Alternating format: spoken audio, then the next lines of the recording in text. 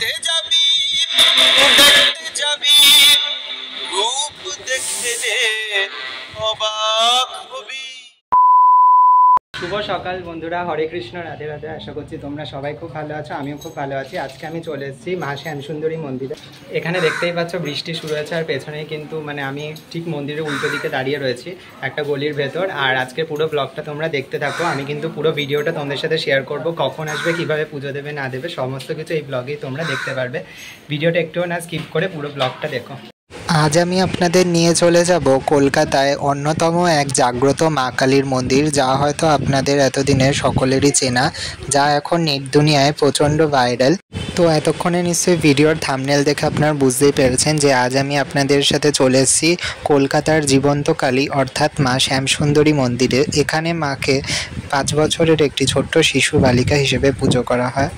মায়ের পুজোয় কিন্তু এখানে বিশেষ কিছু লাগে না, শুধু লাগে চালকলা।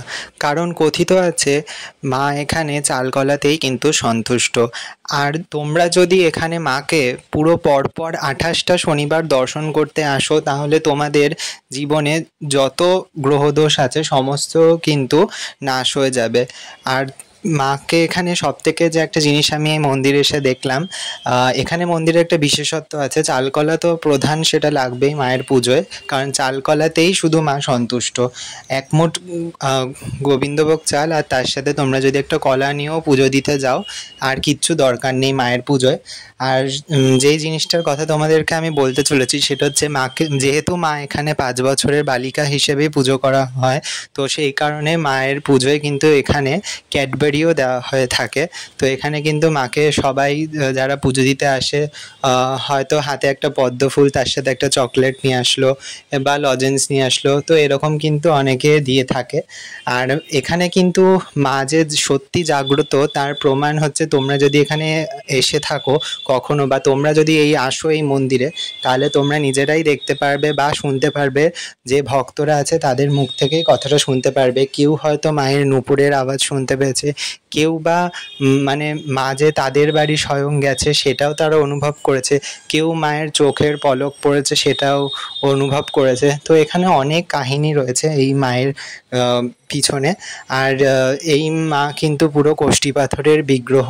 আর সত্যি মুখটা, মায়ের যে মূর্তি, সেই মূর্তির যে একটা বিশেষত্ব আছে, দেখো প্রত্যেকটা মন্দিরেই এক একটা বিশেষত্ব আছে, এখানেও কিন্তু মা শ্যামসুন্দরীর একটা বিশেষত্ব আছে। মায়ের যে আদল মুখশ্রী, সেটা দেখে তোমাদের সমস্ত জীবনে দুঃখ কষ্ট সব একেবারে নিমিষে ধ্বংস হয়ে যাবে, বা সেগুলো সমস্ত কিছু তোমরা ভুলে যাবে মায়ের এই মুখের দিকে তাকিয়ে।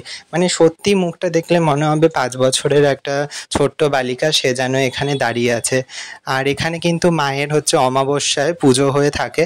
অমাবস্যায় কিন্তু সন্ধ্যাবেলায় মায়ের অন্ধকারে পুজো হয়ে থাকে। অন্ধকারে পুজো অর্থাৎ অন্ধকার করে তারপর সেখানে আরতি করা হয়। আর এখানে কিন্তু অমাবস্যার দিনকে সারাদিন মন্দির খোলা থাকে, আর অন্যান্য দিন মন্দির কটা থেকে কটা অবধি খোলা থাকে সেগুলো সমস্ত কিছু কিন্তু আমি এই ভিডিওতেই তোমাদের সাথে শেয়ার করব। তার সাথে চলো তোমাদেরকে বলে দিই তোমরা কি করে এই মন্দিরে আসবে।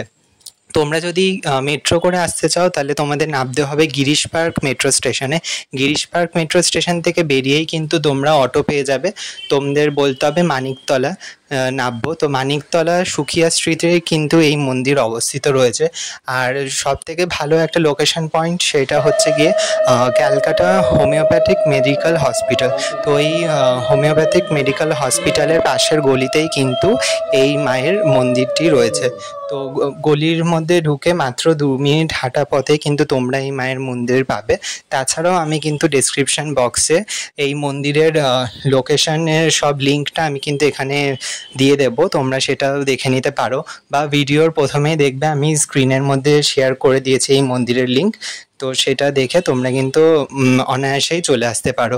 আর দিন দিন সত্যি ভক্তদের প্রচণ্ড ভিড় এখানে কিন্তু বেড়ে চলেছে।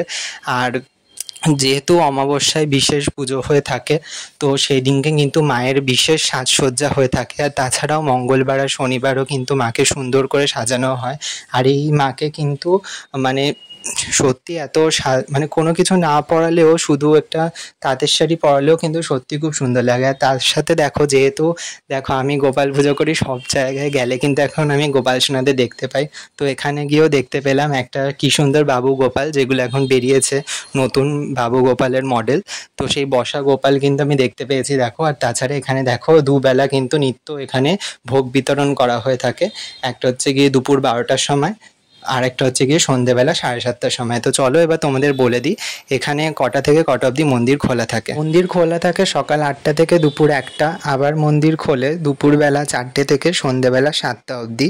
তো বন্ধুরা, আজকের মতন ভিডিওটা এখানেই রাখছি। যদি তোমাদের ভিডিওটা ভালো লেগে থাকে তাহলে প্লিজ লাইক করে দিও, শেয়ার করে দিও, আর কমেন্টে লিখে দিও জয় মা শ্যামসুন্দরী।